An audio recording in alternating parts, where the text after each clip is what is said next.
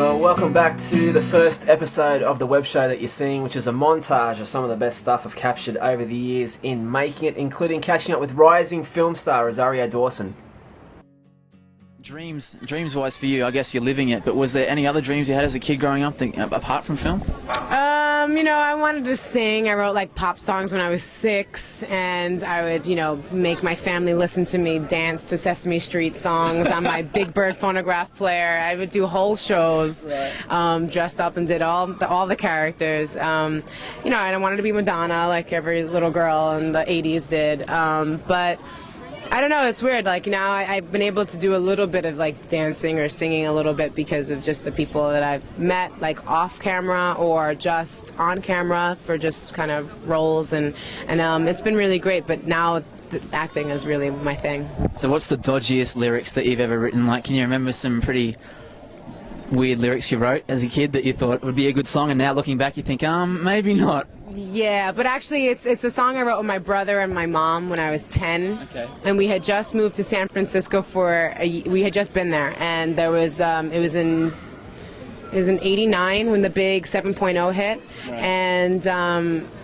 Shake Your Booty? No, it was really bad. And I remember we were all like separate together. It was my brother, my mom, and myself, and we were all separate when it happened. And we came back and sort of went through all the perishables. Yep. Perishables, yeah.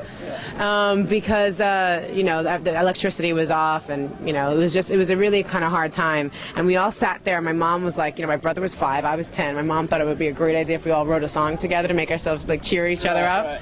And so we made this song because we were eating all like cheese and milk and like whatever was in the refrigerator at the time, and it was kind of just gross, and we were making just like fart jokes. Like I don't know how we got into like fart jokes and stuff. Mom was like, okay, let's write a song, and I was like, okay, we'll call it Fast Food Service. All right, okay. And so that kind of initiated it, and it goes a little something like this. It's so retarded. I can't wait for this one. Yep. Dump one eye, dump your other eye, pick your nose and stick it in your mouth. Wipe your butt and have some dessert. Drink your pee and have some tea. Clean your ears and take out the wax. Give it to the waitress and don't pay tax. Fast food service. Oh man, you put a beat to that could be a hit. Mm-hmm, yeah, right.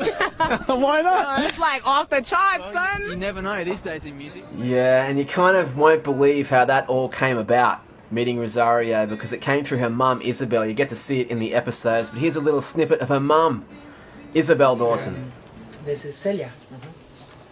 La reina cantaba y amaba la gente de Cuba, la gente del mundo. La reina se ha ido, pero ella vive con el pueblo, la hija de Cuba. Celia Cruz presentaba lo lindo ser hija de Cuba, una hija llena de amor y de azúcar. Orgullosa son toda la gente con sangre de Cuba, gente de inspiración y gran sabor. La reina cantaba.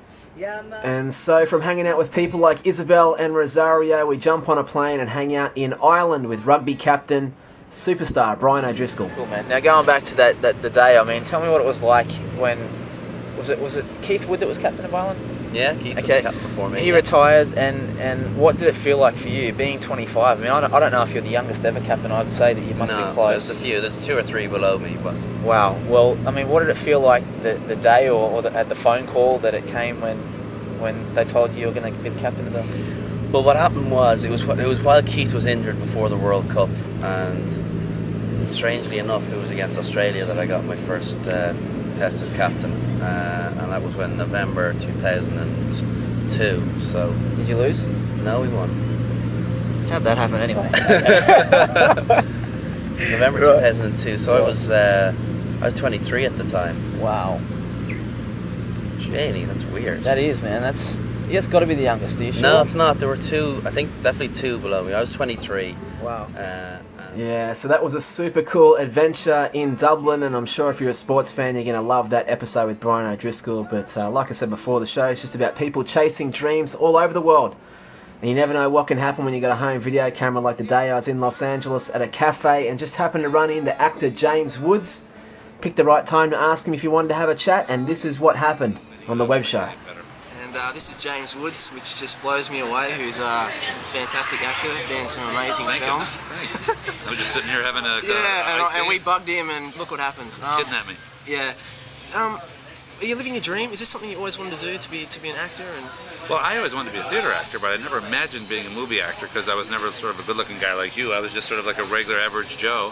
And I used to just do theater for fun. I mean, when I was in college, and then I really enjoyed it so much. I thought, well, I'll just give it a try, but it's not too likely. And then the next thing I knew, theater was going well, and I tried out for a movie, and I got the part, and I lucked out, did a couple of TV shows, and just sort of kind of worked my way up through the ranks to get a career. So, and now I love it. I mean, it's a great life. There's what's not to love. Yeah, so catching up with James was once again proof that sometimes having no plan is the best plan at all. But this was a cool day and a hard interview, actually, with the legendary former middleweight champ of the world, Jake, the Raging Bull LaMotta. You asked my attitude, I was very happy. I didn't know, I thought everybody was like that. I thought the whole world was like that. I had a lot of fun when I was a kid. Starving, but we managed to grab food from the push cars, from the wagons, from the stuff like that. We managed to grab food to survive, but it was fun doing it.